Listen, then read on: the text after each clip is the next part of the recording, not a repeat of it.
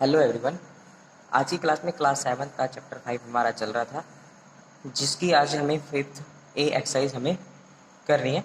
इसमें हमारे को फर्स्ट क्वेश्चन गिवन है, write the coefficient of M in the following terms. यानी कि जितनी भी हमारे को टर्म्स दी गई हैं, इसमें हमें कोफिशिएंट ऑफ एम बताना है।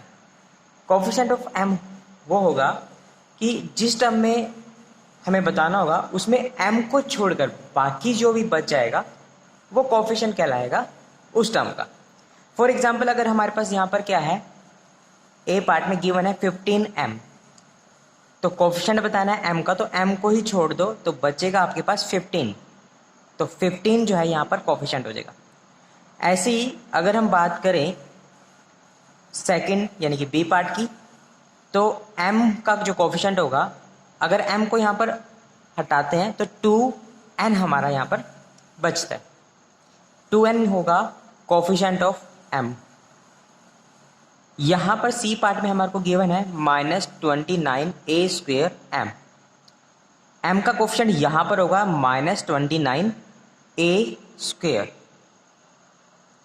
आगे डी पार्ट में हमें गिवन है -m। -m में हमें m का कोफिशिएंट बताना है, तो यहां पर कोई भी न्यूमेरिकल वैल्यू हमें गिवन नहीं है, तो हम यहाँ पर क्या मानेंगे, 1 मानेंगे। तो -1 जो है यहाँ पर कोफिशिएंट होगा m का। यहाँ पर होगा -6y, m को छोड़ते हैं तो -6y मुझे यहाँ पर मिलता है। f पार्ट में m का कोई भी कोफिशिएंट नहीं है, तो हम यहाँ पर कहेंगे कि +1 जो है इसका कोफिशिएंट होगा। आगे है हमारे पास write the numerical coefficient of the following terms. यानी कि जितने भी हमारे को टर्म्स गिवन हैं उसमें हमें न्यूमेरिकल कोफिशिएंट देखना है। न्यूमेरिकल कोफिशिएंट का मतलब है कि भाई अल्फ़ाबेट्स को छोड़कर, यानी कि वेरिएबल्स को छोड़कर जो रियल नंबर्स हमारे बचते हैं वो हमारा न्यूमेरिकल कोफिशिएंट कहलाएगा। जैसे ए पार्ट में मुझे गिवन है 11c, तो यहाँ पर अगर मैं अल्फ़ाबेट c को छोड़ता हूँ तो 11 जो है वहाँ पर न्यूमेरिकल कोफिशिएंट कहलाएगा। बी पार्ट में -36 जो है वो कोफिशिएंट होगा। सी पार्ट में -11, सी पार्ट में -11 जो है वो कोफिशिएंट होगा या न्यूमेरिकल कोफिशिएंट होगा। डी में हमारे पास होगा 15। सी ई में हमारे को इसका कोई भी कोफिशिएंट हमें गिवन नहीं है, तो यहाँ पर क्या होगा +1। कोफिशिएंट अगर गिवन ना हो तो आप अपनी तरफ से लगा सकते हो 1, तो यहाँ गया +1 जो है इसका कोफिशिएंट। एफ पार्ट में आपको मिलता है +5।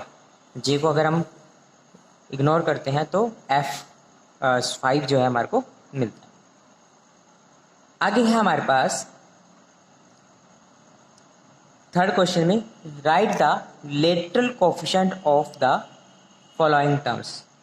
इसमें हमें ये बताना है, लेटरल कोफिशिएंट के बारे में बताना है। लेटरल कोफिशिएंट होगा कि आप रियल नंबर को छोड़कर जो आपका वेरिएबल बनेगा, सिर्फ वेरिएबल, वो आपका लेटरल कोफिशिएंट कहलाएगा। जैसे यहाँ पर हमारे को t दिखाई दे रहा है 13t, तो 13 को यहाँ पर हम छोड़ेंगे तो 13 का t लेंगे यहाँ पर b पार्ट में हमारे को c मिलेगा, c पार्ट में हमारे को st मिलता है, d पार्ट में मेरे पास होता है h², e पार्ट में हमारे पास होगा a²c और f पार्ट में हमारे पास होगा s। तो यहाँ पर इस क्वेश्चन के अंदर लेटरल कोफिशिएंट के अंदर हमें न्यूमेरिकल पोर्शन को छोड़कर जो वेरिएबल होंगे वो हमारे लेटरल कोफिशिएंट कहलाएंगे। आगे हमें गिवन है क्वेश्चन नंबर 4 में, identify the like terms in the followings. यानी कि इन पार्ट्स में ए बी सी जो हमारे को 3 पार्ट्स है, इसमें हमें लाइक टर्म्स जो है वो हमें बतानी है। लाइक टर्म्स वो होंगी जिसमें वेरिएबल्स सेम होंगी और उसकी पावर भी जो है वो सेम रहेगी। फॉर एग्जाम्पल हमारे पास ए पार्ट है, ए पार्ट में अगर हमें गिवन है तो इसमें हमें पी गिवन है, पी क्यू गिवन है, 2p गिवन है, -QP गिवन है, 4PQ गिवन है। तो यहाँ पर अगर हम लगाते हैं, देखिए इसमें ए पार्ट में मुझे गिवन है PQ 2p comma minus Q P comma 4 P Q. तो P और 2P लाइक टर्म होगी हमारे पास। लाइक टर्म जो है वो P कॉमा 2P होगी, क्योंकि वेरिएबल सेम है, PP है और पावर भी सेम है, इसकी पावर दोनों की क्या है 1 है। दूसरी लाइक टर्म जो है वो क्या बनेगी हमारे पास, वो होगी हमारे पास PQ माइनस QP 4 PQ। ये क्या होगी, एक लाइक टर्म होगी। आगे हमें गिवन है बी पार्ट के अंदर, जिसमें हमें गिवन है a minus A square minus 6a 9a square और a स्क्वेयर हमें गिवन। तो यहाँ पर जो लाइक टर्म हमारी बनेगी, लाइक टर्म वो होगी हमारे पास a कॉमा माइनस 6a, आगे माइनस ए स्क्वेयर 9a स्क्वेयर और a स्क्वेयर। यहाँ पर देखिए वेरिएबल सेम है, पावर भी क्या है सेम है। यहाँ भी वेरिएबल सेम है, पावर क्या है 2 2 2 है। कोफिशिएंट कुछ भी होता है वो मैटर नहीं करता, लेकिन वेरिएबल सेम होना चाहिए और उनकी पावर जो है वो सेम होनी चाहिए, तभी हम लाइक टर्म कह सकते हैं। आगे हमारे पास है सी पार्ट में, इसमें लाइक टर्म हमें बतानी है। इसमें हमारे को गिवन है लाइक टर्म में 7p आ गया हमारे पास, 7p गिवन है और p वाला और कोई देखें तो माइनस p हमें गिवन है, ये लाइक टर्म होगी। आगे 3q और 1q हमें गिवन है, माइनस 3q और q हमें गिवन था, ये लाइक टर्म होगी।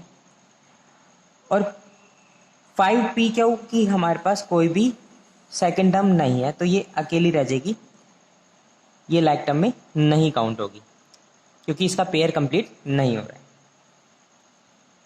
आगे हमें गिवन है 5th क्वेश्चन में, जिसमें हमें बताना है identify polynomials in the given expression.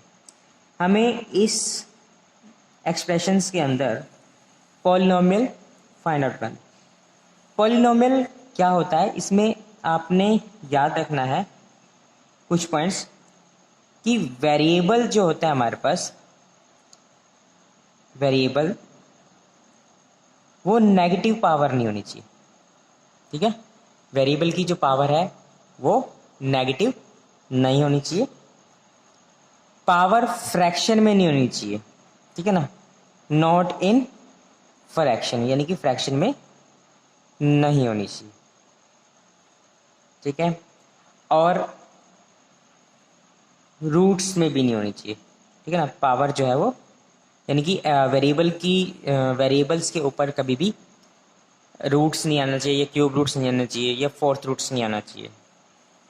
तो जैसे हमारे पास ए पार्ट हमें गिवन है, ए पार्ट में हमारे को गिवन है 9x प्लस 1। तो यहाँ वेरिएबल की पावर 1 है, कोएफिशिएंट भी है और कांस्टेंट भी है, तो ये क्या है पॉलिनोमियल है हमारे पास। आइडेंटिफाई करना है हमारे को, तो ये पॉलिनोमियल सही है क्योंकि पावर नेगेटिव भी नहीं है और फ्रैक्शन के अंदर भी नहीं है। बी पार्ट में अगर हम देखें तो 2/x माइनस 1 ये हमारे को गिवन है। अगर मैं x वेरिएबल को ऊपर लेके जाता हूँ तो ये होगा 2x की पावर -1 यहाँ पर वेरिएबल की पावर जो है वो -1 हो गया, तो ये जो एक्सप्रेशन है ये पॉलिनोमियल एक्सप्रेशन नहीं है, या पॉलिनोमियल इक्वेशन एक्सप्रेशन नहीं है। सी पार्ट में 1/b प्लस 3 मुझे गिवन है। यहाँ पर b को अगर हम ऊपर लेके जाते हैं तो b की पावर -1 प्लस 3 मुझे मिलता है। तो यहाँ भी पावर क्या है नेगेटिव, और जो सी पार्ट है यहाँ भी क्या है हमारे पास नेगेटिव है, पावर ऑफ x, तो ये भी पॉलिनोमियल नहीं है। डी पार्ट में हमारे को है x माइनस 1, ये हमारे पास है लीनियर पॉलिनोमियल, तो ये भी क्या है पॉलिनोमियल है क्योंकि पावर जो है वो पॉजिटिव हमें गिवन है। आगे हमारे पास है ई पार्ट, ई पार्ट में हमें 200 गिवन है। तो ये हमारे पास पॉलिनोमियल में काउंट होता है, जिसे जीरो पॉलिनोमियल बोलते हैं। एक्स की पावर 200 इंटू एक्स की पावर 0, तो ये क्या है, पावर यहाँ पर जो है वो नेगेटिव नहीं है, तो ये जीरोस पॉलिनोमियल कहलाए। आगे हमारे पास है एफ में हमें गिवन है 10ab plus a minus b। ये एक्सप्रेशन भी क्या है, पॉलिनोमियल एक्सप्रेशन है। आगे सिक्स्थ पार्ट में या सिक्स्थ क्वेश्चन में हमारे को गिवन है write down the degree of the polynomials. हमें इस क्वेश्चन में डिग्री ऑफ पॉलिनोमियल हमें बताना है। डिग्री ऑफ पॉलिनोमियल का मतलब ही है कि वेरिएबल की जो हाईएस्ट पावर होगी वही हमारे लिए डिग्री होगी।